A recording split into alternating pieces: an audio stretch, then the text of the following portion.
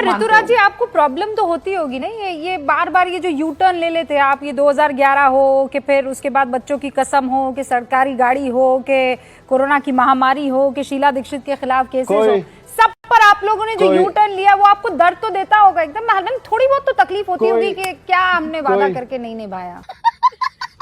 कोई U turn नहीं लेते हैं, और इस देश के अंदर में कोई वादा करके निभाने के लिए जाना जाता है तो उसका नाम अरविंद केजरीवाल है। और वादों से कोई मुकर भाई साहब कुछ ज्यादा नहीं हो गया ये? अभी ना मेरे पास फोन आया था सिरसा जी का। अच्छा। रूबिका लियाकत जी भारतीय जनता पार्टी ज्वाइन कर रही है। तेरा तो गेम बजाना पड़ेगा। सुनिए, मुझे भी अभी सिरसा साहब का फोन आया था, वो कह रहे थे आपकी टिकट कट गई है, आप बहुत नाराज हैं आम आदमी पार्टी से और आप बार बार बीजेपी के दरवाजे पे जाकर खटखट कर रहे हैं। बहुत आराम से बात कर रहा हूँ। तो मैं कौन सा तलवार निकाल रही हूँ? आपकी बातों को अब मैं सीरियसली नहीं लेती हूँ। अरे पहले आप आईना, कहाँ है आईना? आईना आईना, मुझे अपने घर जाना है। क्या दे दिया देश को? मेरी बात सुनिए, कितने करोड़ का शीश महल दे दिया आपको? कैसी कैसी शराब नीति लागू कर ली? आप आए टेक्नोक्रेट, क्या कर दिया दिल्ली की हालत? यही नहीं, अभी और सुनिए ना, वहाँ नल में क्या क्या पानी भेज रहे थे आप? एक के ऊपर एक फ्री दे रहे थे। ऐसा पढ़ा लिखा चाहिए सरकार का चेहरा। आपके नेता इसके नेता। नमस्कार दोस्तों, आप सभी का स्वागत है आज की इस वीडियो में। आज की डिबेट बहुत मजेदार है, और ये मजेदार इसलिए है कि आम आदमी पार्टी के प्रवक्ता क्यों किसी और ने नहीं रगड़ा है, किसी और ने सबक नहीं सिखाया, बल्कि न्यूज 18 के एंकर रूबिका लियाकत ने सिखाया। मित्रों, जैसे कि आप सभी जानते हैं कि जब किसी चीज की अति हो जाती है तो सहन नहीं होती, और चाहे वो कोई एंकर हो, चाहे वो आम नागरिक हो, है तो वो इसी समाज का हिस्सा, है तो इस देश का हिस्सा, इस देश का आम नागरिक है, इस देश का ही नागरिक है। दोस्तों, आज के डिबेट का जो मेन पॉइंट है वो पॉइंट ये है कि अरविंद केजरीवाल राज्यसभा जाएंगे कि नहीं जाएंगे। जैसे कि आम आदमी कह रही है कि अरविंद केजरीवाल के पास रहने की व्यवस्था नहीं है, जिसने 33 करोड़ का शीश महल खड़ा किया हो उसके पास रहने के लिए 2 कमरे का मकान नहीं है। तो इस पर कयासें लग रही है। अभी तक जो आम आदमी पार्टी का कहना है कि वो राज्यसभा नहीं जाएंगे, लेकिन जैसे कि आप सभी जानते हैं, एज यूजुअल आम आदमी पार्टी कहती कुछ है और करती कुछ है। जिसे कहते हैं कि करनी कुछ और कथनी कुछ और। जब वो आंदोलन में थे अन्ना के, तो उन्होंने बोला कि हमें पार्टी पॉलिटिक्स में नहीं आना है, हमें देश बदलना है, जन लोकपाल लाना है। उसके बाद फिर उन्होंने बोला ठीक है जी, हम पार्टी बदल रहे हैं, क्योंकि जब तक आप कीचड़ में कूदोगे नहीं, अपने हाथ गंदे नहीं करोगे, तब तक कीचड़ साफ नहीं होगा। उसके बाद उन्होंने बोला जी इलेक्शन तो मैं जीत जाऊंगा, लेकिन मैं कुछ बेसिक सुविधा नहीं लूंगा, ना मैं लाल बत्ती गाड़ी लूंगा, ना मैं बंगला लूंगा। और वो भी होते हुए सबने देखा। इनफैक्ट आपको बताते चले कि अरविंद केजरीवाल एक ऐसे मुख्यमंत्री हैं जिनके पास 2 स्टेट की सिक्योरिटी थी, एक दिल्ली की और दूसरी पंजाब की। अब इन कयासों के बीच में अभी तक तो आम आदमी पार्टी इसको खारिज कर रही है कि वो नहीं लेंगे राज्यसभा में सीट अरविंद केजरीवाल, लेकिन आने वाला समय ही बताएगा कितना हकीकत कितना फसाना। दोस्तों, आज की डिबेट जरूर देखिएगा। रूबिका लियाकत ने आम आदमी पार्टी के प्रवक्ता को जमकर लताड़ा है। उसके पीछे रीजन ये है कि आम आदमी पार्टी के प्रवक्ता, बीजेपी के प्रवक्ता जो कि महिला है प्रवक्ता हैं, उनके साथ बदतमीजी में उतर आ गए थे। देखो दोस्तों, आप जानते ही हैं आदमी को रंग दिखाने में थोड़ा टाइम लगता है। जैसे आम आदमी पार्टी पहले आई थी कि हम वी आर कॉमन मैन, हम तो आम नागरिक हैं, आप जैसे हैं, और धीरे धीरे वो अपने रंग पे आते हुए, और उसकी एक रियलिटी आपको इस डिबेट में जरूर मिलेगी। तो स्टार्ट करते हैं डिबेट को। आप सभी से अनुरोध है, चैनल पे पहली बार आए हैं, चैनल को सब्सक्राइब करें, वीडियो को लाइक करें, शेयर करें। स्टार्ट करते हैं डिबेट। जनतागण कृपया जवाब दें।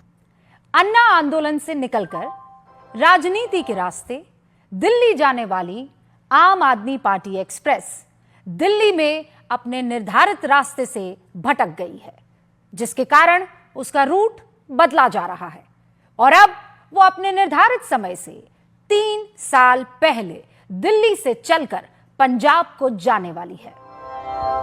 जवाब आप दें और गूंज में बहस हम करेंगे। दीपक जी, शुरुआत आपसे कर रही हूं।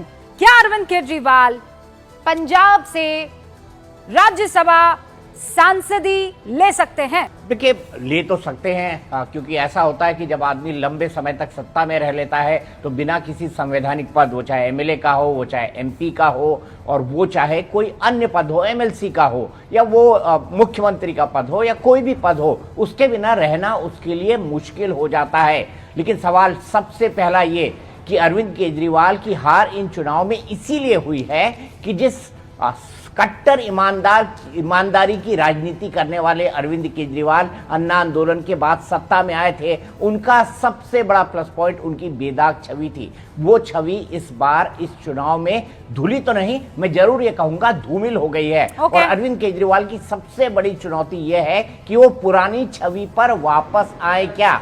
लेकिन अगर अरविंद केजरीवाल राज्यसभा से पंजाब में जाते हैं तो एक आखिरी लाइन कहूंगा रूबिका, ये अरविंद केजरीवाल को जब अपनी इमेज मेकओवर करना है उसके लिए एक बहुत बड़ा झटका और बहुत बड़ा खतरा होगा, क्योंकि फिर आपके पास कुर्सी के पीछे भागने वाले नेता होने का आरोप लगेगा।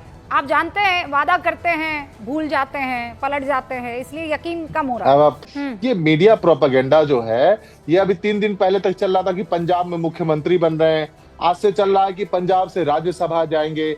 अरे भाई, संजीव अरोड़ा जी समाज सेवा करना चाहते हैं, जनता की सेवा करना चाहते हैं।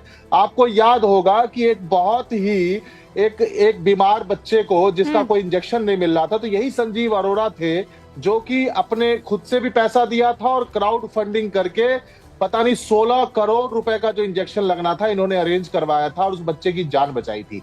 तो सेवा का भाव है। और सुन लीजिए, उसमें हम लोगों ने भी बढ़ चढ़ के प्रोग्राम किया था। संजय सिंह साहब का बकायदा हम लोगों को इस मसले पर फोन आया था और उसका तो शुक्रिया हमने ऑन एयर किया है कि संजय जी ने इस बात की। और संजय सिंह की बात कर रही हूँ मैं, अरोड़ा जी के बारे में तो मैं जानती भी नहीं थी कि ये काम हुआ है। लेकिन आप इसका क्रेडिट मत लीजिएगा please, don't take the credit.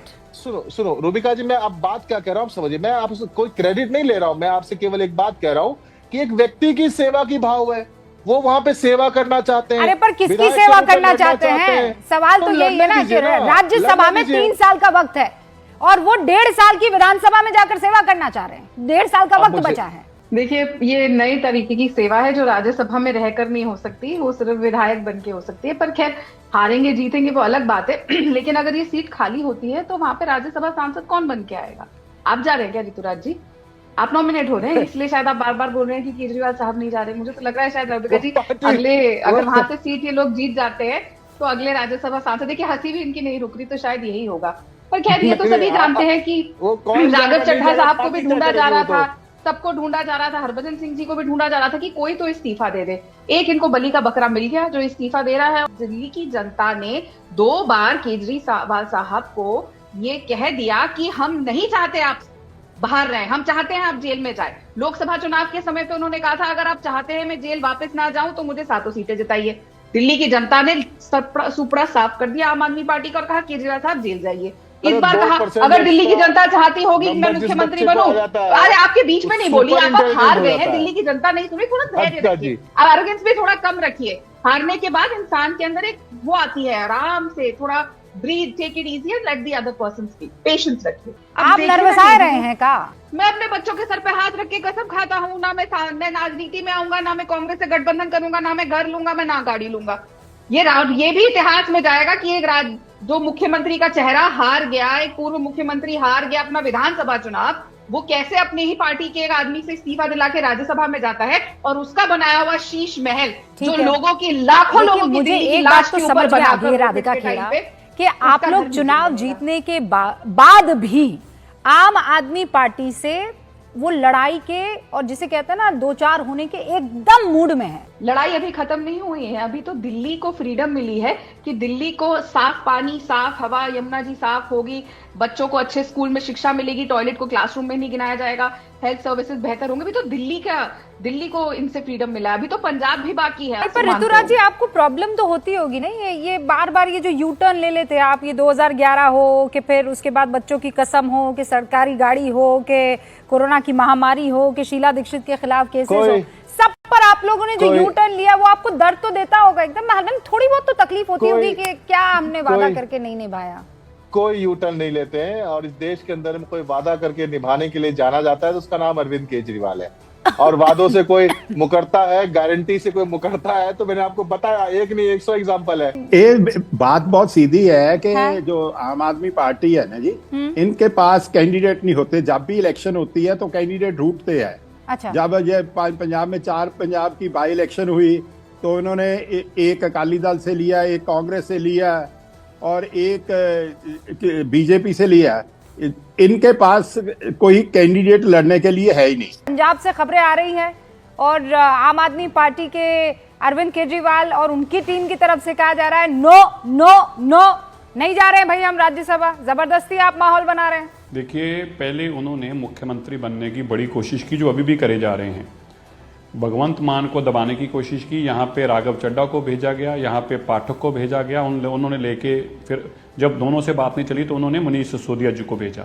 Manish Sisodia जी पिछले 7-8 दिन से 10 दिन से लगातार घूम रहे हैं, कभी किसी कॉन्स्टिट्यूंसी में एमएलए से बात कर रहे हैं, कभी किसी, फिर कह रहे हैं मैं स्कूल देखने आया हूँ, मैं स्कूल ठीक करने आया हूँ। अरे भाई, दिल्ली के तो बर्बाद कर दिए। मकसद क्या है? वो एमएलए को कन्विंस कर रहे हैं कि तुम बगावत करो भगवंत मान के खिलाफ। एमएलए ये तो तैयार हो गए कि हम बगावत तो कर देते हैं, लेकिन ये मानने को तैयार नहीं है कि अरविंद केजरीवाल को सीएम बनाएंगे तो कह रहे पंजाब के लोग पीटेंगे, दोबारा जिंदगी में हम खड़े नहीं हो पाएंगे। मैं बहुत स्पष्ट तौर पर आपको बताने वाला हूं, मैं एक जिम्मेवार पार्टी का कार्यकर्ता हूं और आपको जो कह रहा हूं वो जिम्मेवारी से कह रहा हूं। मेरी पार्टी किसी भी सूरत के अंदर पंजाब के अंदर इस तरह का कोई काम नहीं करने वाली जिससे पंजाब के अंदर आम आदमी पार्टी की सरकार को नुकसान हो। हमारा मकसद नहीं है। केजरीवाल पंजाब का नुकसान करने के लिए सरकार तोड़ना चाहते हैं और भगवंत मान को हटाना चाहते हैं। अब वो भगवंत मान को जब हटाएंगे तो आप भी जानते हैं अफरा तफरी मचेगी। जब अफरा तफरी मचेगी, आधे एमएलए इधर को भागेंगे, आधे इधर को भागेंगे, आधे पीछे भागें, उसमें क्या किसके पास जाएगा भगवान जाने, मैं नहीं कह सकता। लेकिन आप गजब आपके सूत्र हैं, आपको सब पता है कि अंदर क्या हो रहा है। कोई कह भी तो सकता है कि आप बीरबल की खिचड़ी पका रहे हैं, जबरदस्ती बस यूं ही माहौल बना रहे हैं। नहीं तो हम राजनीति करते हैं भाई, हमारे सारे मित्र ही हैं वहां पे। कौन है आम आदमी पार्टी के एमएलए? वही है जो सब हमारे साथ काम करा करते थे। आधे कांग्रेस के लीडरों के साथ काम करा करते थे, आधे हमारे अकाली दल के लीडरों के साथ काम करा करते थे, आधे हमारे भाजपा के लीडरों के साथ काम। तो हमारे ही तो लोग थे वो सारे के सारे, तो हमें क्यों नहीं बताएंगे? सब बताते हैं। मैं तो आपके नेशनल चैनल पर कहता हूं कि मुझे सब बताते हैं। नहीं तो क्या पंजाब के एमएलए खुश नहीं है क्या अरविंद केजरीवाल जी से? नहीं, बिल्कुल नहीं है, बिल्कुल नहीं है। वो तो अरविंद केजरीवाल से खुश नहीं है। भगवंत मान से उनको कुछ, भगवंत मान के पास पावर नहीं है। और मैं ये भी बात आपको बताना चाहता हूँ सर, आप लोग ये सब ऐसे ही हवा में कहानी ऐसे नहीं बोल रहे हैं। रूबिका जी, हम वो ऋतुराज जी बैठे हुए हैं, उन्होंने कहा नहीं, कि मेरी- ऐसा मेरी- कुछ नहीं है। मेरी सिरसा बात- साहब मेरी अलग बात- कहानी बना गए, आप मेरी अलग, बात सुन- आप अलग मेरी जो बात- है डायरेक्टर बने चले जा रहे हैं। मेरी अभी ना मेरे पास फोन आया था सिरसा जी का, उन्होंने कहा कि रूबिका लियाकत जी भारतीय जनता पार्टी ज्वाइन कर रही है और हो सकता है कि न वो जो देखिए मनिंदर सिंह सिरसा जी का ट्रैक रिकॉर्ड है। मुझे भी अभी सिरसा साहब का फोन आया था, वो कह रहे थे आपकी टिकट कट गई है, आप बहुत नाराज हैं आम आदमी पार्टी से और आप बार बार बीजेपी के दरवाजे पे जाकर खटखट कर रहे हैं। मुझे कहा है आप इस मसले में जो है लेकर आ रहे हैं। आपके मंत्री, आपकी सांसदी, आपके एमएलए, आपकी 22 विधायक, आपकी बुरी वाली हार, आपका यू टर्न लेना, मुझ पे काहे गुस्सा निकाल रहे हैं? बहुत आराम से बात कर रहा हूँ। तो मैं कौन सा तलवार निकाल रही हूँ? आपकी बातों को अब मैं सीरियसली नहीं लेती हूँ। अब एक चीज बताइए कि क्या प्रधानमंत्री जी ने वादा नहीं किया था, क्या बोलते द्वारका की रैली में, कि पहले कैबिनेट में 2500 रुपया पास होगा? क्या प्रधानमंत्री जी ने तारीख नहीं दी थी महिला दिवस पे? मतलब मजाक बना दिया है लोकतंत्र का। शर्म आनी चाहिए इन लोगों को। ऊपर से कह रहे 1000 रुपए, हमने तो तारीख नहीं बनाया था, लेकिन भारत के प्रधानमंत्री जी ने तारीख बताया था। पहले कैबिनेट में पास होगा, 2500 रुपया देंगे, सभी महिलाओं को देंगे, 8 मार्च तक अकाउंट में पैसा चला जाएगा। बोला था कि नहीं बोला था? यहाँ पे नॉन सीरियस लोगों को आप लोग राष्ट्रीय चैनल पर लेकर के आते हैं, बेतुकी बातें करते हैं, कभी मुख्यमंत्री बन रहे हैं, ऋतुराज जी, नॉन सीरियस। हाँ, you are calling non serious to the people. नहीं, एक सेकंड सुनिए, मैंने बहुत आपकी बात सुनी है। अरे पहले आप आईना, कहाँ है आईना? आईना तो देखिए आप, आईना तो देखिए आप मैं बार बार आपको याद दिला रही हूँ, अगर आप इतने सीरियस थे तो दिल्ली की जनता ने आपको क्यों 22 एमएलए दिए?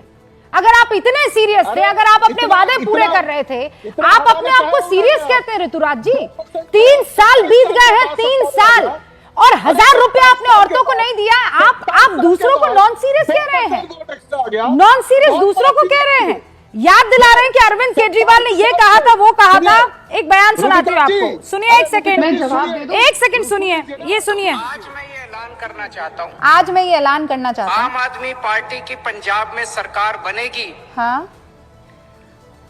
पंजाब की हर महिला को 18 साल से ऊपर की हर महिला को हर महीने 1000 रुपए उसके अकाउंट में हम डलवाया करेंगे। हर महीने।